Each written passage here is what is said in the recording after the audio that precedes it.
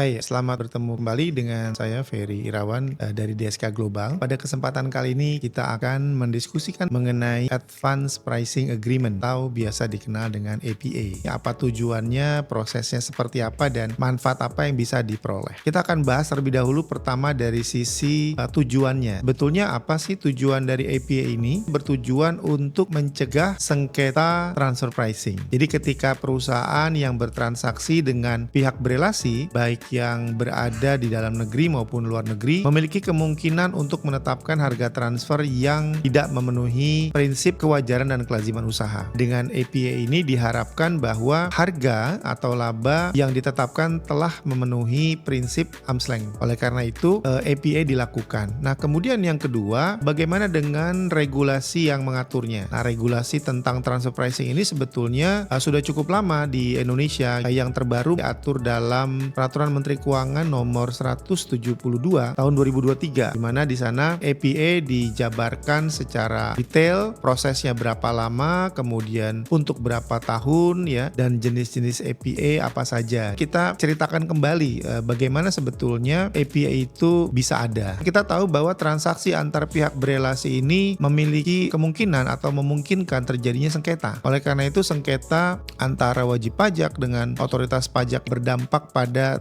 timbulnya cost. Cost itu berupa waktu. Wajib pajak harus menjelaskan kepada otoritas pajak mengapa harga ataupun laba yang ditetapkan nilainya seperti ini. Dan kemudian otoritas pajak pun memerlukan waktu untuk bisa mencerna, untuk memberikan argumen, untuk mungkin memberikan bantahan dan sebagainya. Oleh karena itu, ketika wajib pajak melakukan transaksi dengan pihak afiliasinya dalam bentuk apapun, baik itu penjualan atau pembelian, baik tangible atau intangible aset, kemudian pembayaran royalti, pembayaran bunga pinjaman, pembayaran jasa, sewa, dan sebagainya, perlu kita negosiasikan terlebih dahulu dengan otoritas pajak. Nah, pengertian negosiasi ini tentu dalam konteks yang positif, di mana wajib pajak menyampaikan bahwa dalam beberapa waktu ke depan atau dalam kurun waktu tertentu, wajib pajak akan bertransaksi dengan pihak afiliasinya, jenis transaksinya apa saja, kemudian nilai atau besarannya berapa saja, termasuk profit yang dihasilkan dari transaksi tersebut. Metode apa yang digunakan pun dijelaskan. Kemudian nanti akan di-challenge oleh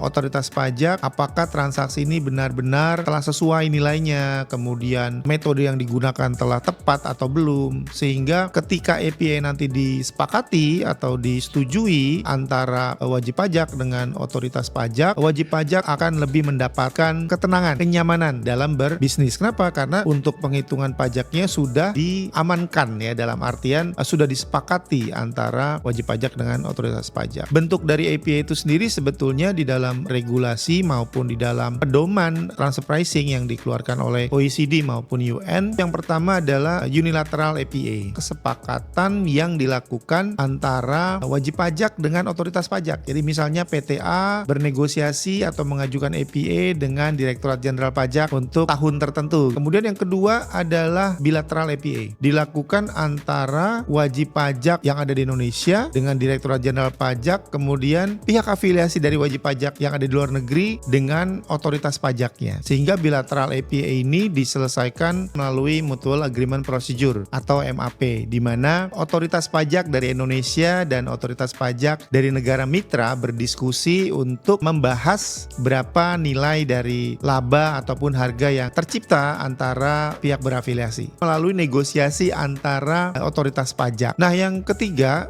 itu multilateral APA, melibatkan lebih dari dua otoritas pajak. Jadi kalau bilateral tadi dua otoritas pajak, di mana nanti kesepakatan yang dibuat melalui proses MAP mengikat kedua belah perusahaan, sementara multilateral ini melibatkan banyak otoritas pajak. Ini dilakukan apabila wajib pajak memiliki banyak afiliasi yang berada di negara yang berbeda. Dengan APA ini sendiri kemudian juga menenangkan bagi wajib pajak. Kenapa? Karena sudah disepakati ya, sehingga wajib pajak lebih nyaman dalam menjalankan bisnisnya. Dan ini tentu saja dapat menghemat biaya yang timbul akibat adanya sengketa transfer pricing. Jadi APA ini banyak manfaatnya bagi sahabat DSK yang mungkin ingin mengetahui mengenai APA dan bagaimana proses menyelesaikan APA agar tidak terjadi sengketa yang dilakukan atau sengketa yang terjadi antara otoritas pajak dengan wajib pajak, dapat menghubungi DSK Global. Demikian untuk pertemuan sesi kali ini. Terima kasih, sampai bertemu kembali.